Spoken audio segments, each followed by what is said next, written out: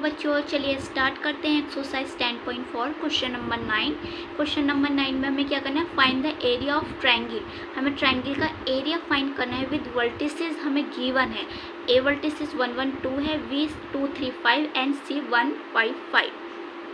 ठीक है ना।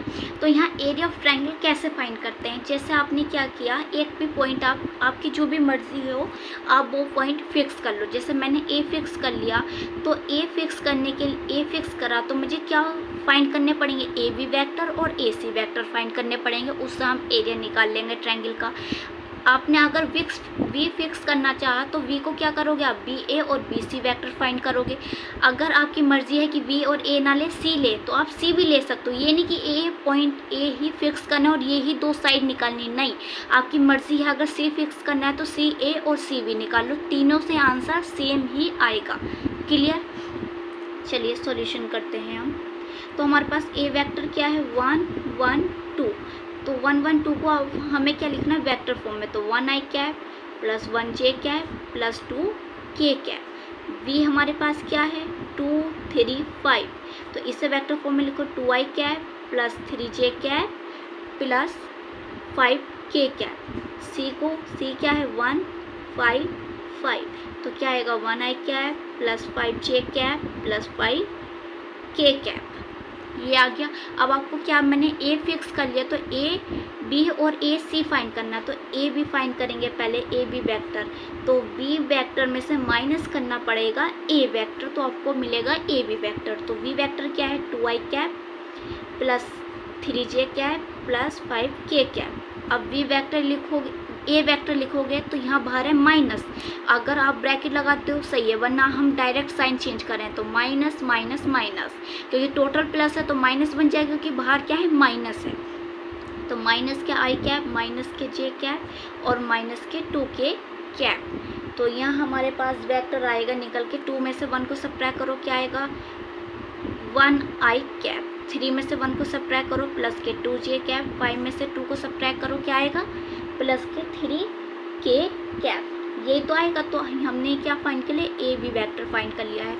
अब आपको क्या करना है ए सी, तो A vector A C vector find करना, तो C vector minus A vector. तो सी वैक्टर लिखो यहाँ क्या है I cap plus 5 j cap plus 5 k cap. Same बिल्कुल, माइनस जो साइन प्लस है वे माइनस बन जाएंगे, क्योंकि बाहर क्या है माइनस है।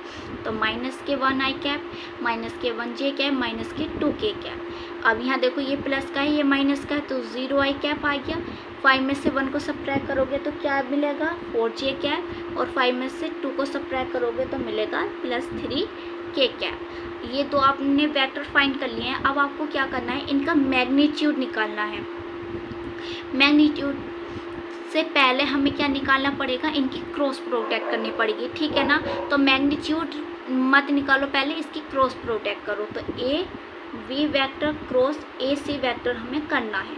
तो उसके लिए क्या आएंगे, दो डिटर्मिनेंट के साइन आएंगे। यहाँ हमारे पास आई कैप आएगा, यहाँ जे कैप और यहाँ के कैप आएगा।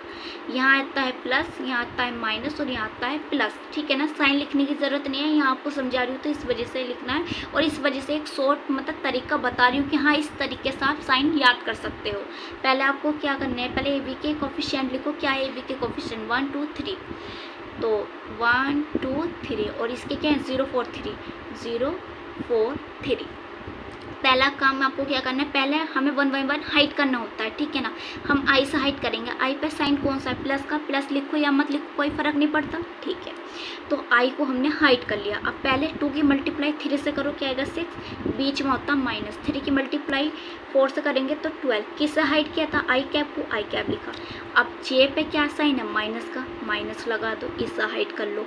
1 की मल्टीप्लाई 3 से करो, 3 आएगा, बीच में आता माइनस। 3 की मल्टीप्लाई 0 से करेंगे 0, किससे हाइट किया था जे कैप को। अब चलो इस पे क्या साइन है प्लस का, प्लस लगा दो, इससे हाइट कर लो। 1 की मल्टीप्लाई 4 से करोगे 4, माइनस आएगा बीच में, और 2 की मल्टीप्लाई 0 से 0, किससे हाइट किया था के कैप को, के कैप लिख दो। तो यहाँ हमारे पास आएगा माइनस के 6 i कैप, यहाँ हमारे पास माइनस के 3 j कैप और यहाँ प्लस के 4 k कैप, ठीक है ना। अब आपने क्या किया है, A vector cross A C vector find किया है। अब इसके बाद इसका मैग्नीट्यूड फाइंड करना है। तो चलिए मैग्नीट्यूड फाइंड करते हैं। पहले हम लिख लेंगे यहाँ कि हमारे पास क्या निकल कर आ गया है, A B vector cross A C vector हमारे पास निकल कर आ गया है 6i cap minus 3j cap और प्लस 4k कैप, ये आ गया। आपको यहाँ क्या करना है, इसका मैग्नीट्यूड फाइंड करना है। तो मैग्नीट्यूड कैसे फाइंड करते हैं, X square plus Y square plus Z square, 6 का स्क्वायर माइनस 3 स्क्वायर और 4 स्क्वायर। तो यहाँ क्या आएगा हमारे पास 36 प्लस 9 प्लस 16। तो आप इन तीनों को ऐड करोगे तो क्या मिलेगा, 6 और 6 क्या होते हैं बता दो जल्दी से, 12, 1 कैरी लगा हमारे पास, तो 3 और 2 क्या आ जाएगा बताओ, 3 और 2 हमारे पास है 6 हमारे पास जो होंगे 12 होते हैं और 12 1 कैरी हमारे पास लग गया है। तो फिर बाद में हमारे पास यहाँ टोटल ऐड करके क्या आ जाएगा, 61 आ जाएगा।